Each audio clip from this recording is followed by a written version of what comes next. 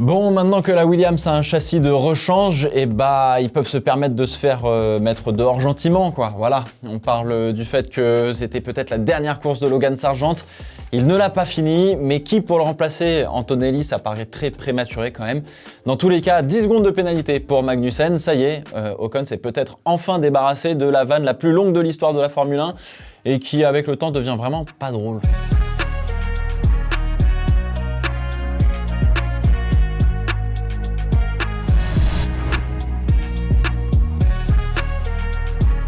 Salut tout le monde, bienvenue dans le Fast 5, 5 réactions sur le Grand Prix de Miami 2024 de Formule 1. Elle est très belle celle-là, vraiment elle fait plaisir. C'est parti. Bon, ouais, je sais, le décor a changé, c'est cool.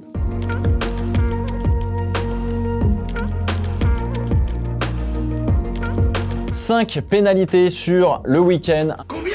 Un cumul de 45 secondes en tout, une enquête ouverte pour un comportement potentiellement antisportif et plus que 2 points de licence pour Kevin Magnussen avant de passer un week-end à la maison en famille pour reprendre ses esprits. Ça fait beaucoup là, non? Oui, ça fait beaucoup, ça fait aussi une accusation grave quand on parle de comportement antisportif. Faut pas le prendre à la légère et l'utiliser à tout va, etc.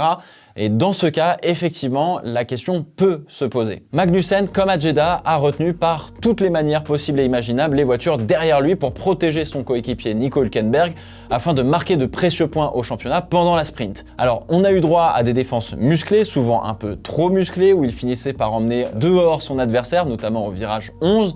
Il y gagnait donc un avantage injuste et en conséquence a été pénalisé de 3 fois 10 secondes, ce qui est déjà énorme. En revanche, je reconnais que le moment où Magnussen lâche un dive de l'enfer pour défendre en frein face à Hamilton et que les deux sortent au large et que Tsunoda récupère une position, là je trouve qu'il n'y a pas grand chose. Si un septuple champion du monde n'est pas capable de bluffer un Magnussen et de le croiser pendant qu'il va se balader dans l'échappatoire, je comprends pas trop quoi. Enfin bon, bref, c'est pas grave. Peu importe ce qu'il se passait, Magnussen bénéficiait de la position en piste et c'est ça le plus important. Se sacrifier pour l'équipe et retenait tout le monde malgré les pénalités qui tombaient. Il l'a dit lui-même en interview, je cite, des tactiques stupides que je n'aime pas utiliser. Et là, on arrive enfin à la limite en fait de la sanction et de la pénalité en Formule 1 et du modèle de points d'ailleurs que l'on a actuellement qui ne convient peut-être plus au sport d'aujourd'hui puisque vous savez qu'on est en train de revoir l'ordre d'attribution des points. Une pénalité devrait sanctionner la position en piste directement plutôt qu'à la fin de la course. Là, c'est un peu comme si on te laissait marquer un but sur un hors-jeu et à la fin du match, on te retire un but parce que c'était hors-jeu. Bon, je sais, en F1, on peut pas arrêter la course non plus, prendre le temps de la VAR, etc. Le comportement de Magnussen n'en est pas pour autant antisportif. Il est trop agressif, oui. Il a parfaitement le droit de défendre sa position, coûte que coûte, de faire en sorte que son coéquipier s'échappe. C'est aux autres d'être meilleurs. En revanche, oui, les pénalités ne sanctionnent pas cette méthode et ne servent du coup absolument à rien. Donc ce qui serait pas trop mal de faire, ce serait drapeau noir et blanc, donc vous savez ce drapeau pour avertir le pilote que carton jaune quoi. Et au prochain coup tordu avec la même voiture en bataille, drive-through, terminé, hop ça dégage. Faut absolument qu'un certain nombre de secondes donne automatiquement un drive-through dans les 3 tours qui suivent la pénalité.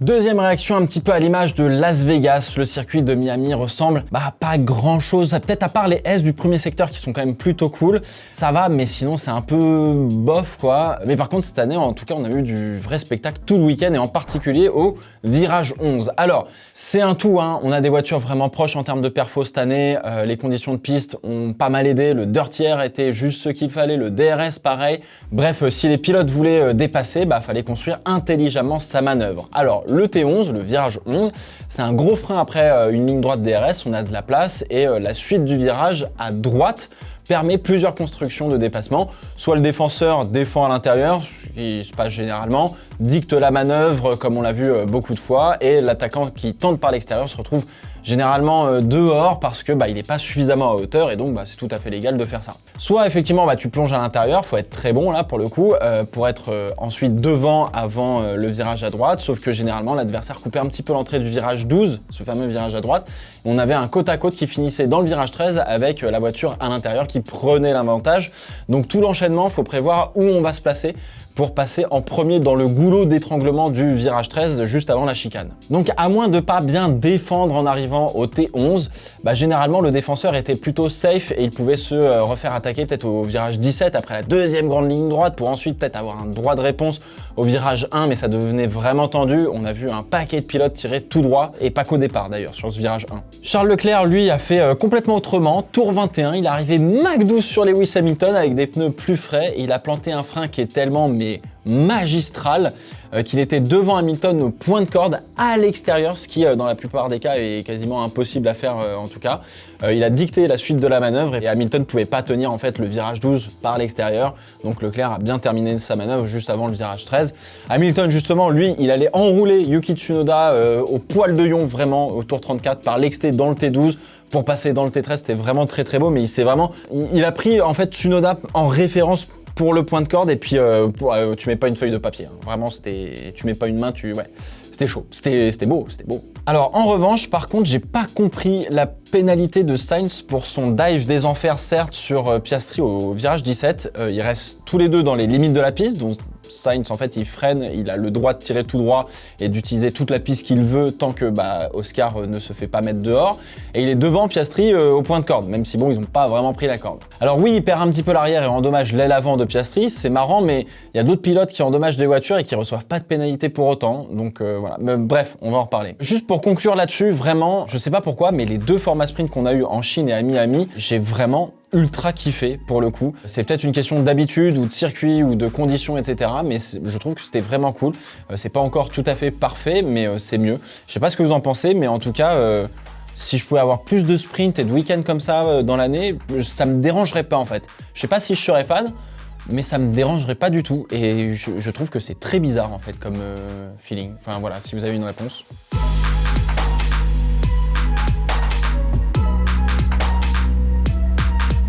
Bon alors, ce crash du T1 en sprint, faut qu'on en parle évidemment, c'est digne des lobbies iRacing vraiment, et encore, il y a plein de lobbies où ça se passe quand même mieux sur iRacing. Mais bon, un petit accrochage au départ, ça fait toujours un petit peu d'adrénaline pour nous spectateurs, voilà, personne s'est fait mal et puis ça nous fait de quoi un peu parler aussi. Alors le départ est assez chaud, Alonso est milieu de piste avec Stroll devant à sa gauche et Norris est encore plus à sa gauche. Alors l'Espagnol regarde naturellement à droite puisqu'il y a un espace et voit une Haas. Il rejette un coup d'œil et voit apparaître une autre voiture, genre une Merco, débouler à l'intérieur de la Haas. Il replonge son regard devant, Stroll commence à prendre son virage plus tôt que ce que lui avait prévu et n'est pas au courant de ce qui se passe derrière. Alonso, lui, veut laisser forcément un petit peu de place à l'intérieur parce qu'il sent qu'il y en a un qui va pas réussir à arrêter sa bagnole et pour prendre la corde, que ce soit la Haas d'ailleurs ou la Mercedes. Contact du coup entre Stroll et Alonso, les deux voitures arrivent quand même à tourner un petit peu légèrement pendant que Norris justement est en train d'enrouler par l'extérieur tout le monde, mais qui voilà qui arrête pas sa voiture et loupe la corde, Lewis Hamilton. Collision du coup entre Hamilton et Alonso, aile avant endommagée pour l'Espagnol et le Britannique perdra d'ailleurs son cache-jante en passant je crois. Hamilton s'appuie sur Alonso et Stroll gentiment, ce qui les envoie un petit peu plus à l'extérieur et hop, Norris qui avait rien demandé se fait alpaguer, c'est ciao. Abandon de Stroll, abandon de Norris, Alonso finit loin et malgré louper la corde et entraîner une collision avec une autre voiture, ce que l'on reproche mot pour mot à Carlos Sainz sur son action avec Piastri, Lewis Hamilton n'est pas sanctionné sous couvert que c'est le premier virage du premier tour. Alors, soit on sanctionne Sainz et du coup on sanctionne Hamilton et Alonso parce que Alonso est pas tout blanc non plus, hein, lui aussi il aurait dû prendre une pénalité, soit on les laisse rouler et régler ça en privé comme ça se faisait dans le temps quoi. D'ailleurs Alonso en a tellement marre qu'il invoque un potentiel biais d'objectivité en fonction de la nationalité. Je vais partir du principe que c'est pas le cas. Mais putain la FIA, vous faites vraiment tout pour prouver le contraire en permanence et ça commence vraiment à devenir relou. Vraiment, genre c'est chiant.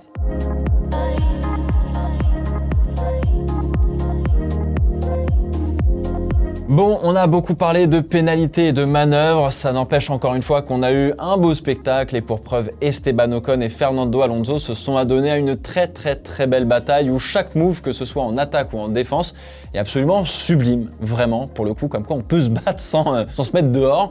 Tout commence avec la Virtual Safety Car, on reprend un petit peu depuis le début, et le plot arraché par Max Verstappen.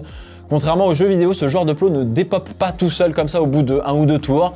Il reste bien là, voilà. Donc bon, fallait avoir la VSC pile poil au moment où Ocon se retrouve devant l'entrée des stands et lui permet de faire son seul et unique arrêt. Pareil pour Alonso qui était juste derrière, ça tombe pile poil nickel. Esteban tient Alonso qui est en décalé avec ses hards depuis le début de la course. Arrive finalement la safety car, la vraie, ce qui permet à Tsunoda, Russell et Hamilton de garder leur position. Et derrière, ça pite pour ceux qui se sont arrêtés assez tôt dans la course, là, dans la deuxième partie du peloton. Bref, la P10 est là, mais va falloir défendre face à Alonso. Piastri et Sainz s'accrochent, ce qui fait redescendre Piastri au classement et libère un petit peu de poids chez Alpine, puisque là, on se bat pour les points avec Alonso quoi qu'il arrive. 2, c'est mieux que 1, mais attention, il y a Hülkenberg qui pourrait revenir, donc waouh. S'ensuit une bataille et un jeu de position où attaquants et défenseurs sont juste vraiment parfaits. Alonso met des petits coups de volant pour bluffer et se décaler et obliger Ocon à défendre sur le virage 17 plus d'une fois. Là, c'est le petit coup de volant où Ocon sent que voilà, faut se décaler. Ocon choisit et défend sa ligne toujours dans un très très bon timing, suffisamment tard pour pas être trop à découvert et voilà, mais suffisamment tôt pour que ça reste clair et safe entre guillemets pour tout le monde. Le Français plante des magnifiques freins et emmène suffisamment de vitesse dans le virage pour bloquer toute tentative de croisement de la part d'Alonso. Alonso, lui, il s'impatiente pas, il cherche, il tente, il analyse son ancien équipier, il tente pas le diable du côte à côte dans le virage 12 et 13 parce qu'il sait que Esteban 1 sera très agressif et que tenter de l'enrouler à l'exté, ça risque d'être trop juste. Et puis en plus de ça, l'enrouler comme ça peut te salir les pneus et tu restes à découvert pour la grande ligne droite où tu te refais passer au 17. Quoi. Finalement, la puissance du moteur Mercedes, les médiums contre les hards et le DRS vont faire le taf. Alonso passe Ocon avant les freins du virage 11, se place tout de suite à l'intérieur pour obliger Ocon à aller finalement sur l'extérieur et ouvrir son virage pour tenter de croiser, ce qu'il y avait de mieux à faire. Mais l'Espagnol avait tout prévu et plante un virage parfait, tout simplement pour garder l'avantage dans le virage 12. Ça fait P10 sur la ligne avec Hülkenberg à 1 seconde, c'était juste, mais il a forcément perdu du temps Esteban sur la bataille contre Alonso, mais s'il arrivait à flinguer un peu les pneus d'Alonso, qui puisse plus l'attaquer. Pour les tours restants, il y avait peut-être 2 points à aller chercher, donc ça valait le coup de tenter cette bataille. En revanche, c'est dommage pour Pierre qui avait fait une belle entame de Grand Prix et qui finit à la porte des points la veille au sprint avec une magnifique P9. Pas la récompense qu'il espérait, mais les Alpines ont bien marché ce week-end en règle générale. Merci la cure d'amincissement où enfin la voiture est en dessous du poids limite et donc ils peuvent jouer avec les lestes pour mieux équilibrer la voiture. Et là du coup ça fait du bien quoi.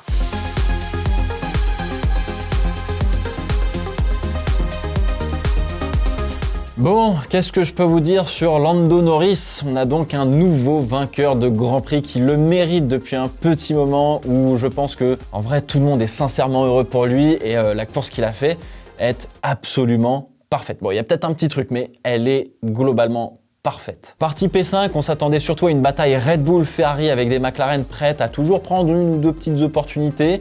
Bon, il n'a pas fallu trop attendre puisque Perez lâche un frein qui frôle le yonf de Verstappen à ça là. Piastri en profite pour passer directement P3 depuis la P6, voilà merci. Verstappen ne s'échappe pas, Leclerc le tient, Piastri est juste derrière avec Sainz.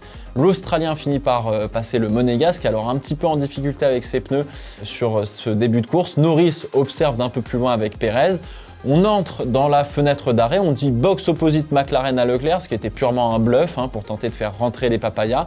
C'est Perez qui donne en fait le coup d'envoi de la vague d'arrêt au stand pour les leaders évidemment, alors qu'il est en bataille avec Norris. Chez McLaren, on a la très bonne réflexion bien jouée de dire on veut allonger pour se caler sur Sainz en adversaire plutôt que de défendre sur Perez. Bravo, ça c'est une réflexion stratégique et parfaite putain. Et comme d'habitude, Norris va allonger à mort, va se faire avoir malheureusement par la virtual safety car et du moins ne pourra pas en profiter. Finalement, l'accrochage entre Magnussen et Sargent fera sortir la safety car et lui permettra de s'arrêter presque gratuitement et donc de passer en tête une bonne fois pour toutes. La relance sera timide et pas loin de se faire lui-même avoir, mais après il a creusé tout de suite la seconde d'écart avec Verstappen pour se mettre à l'abri du DRS.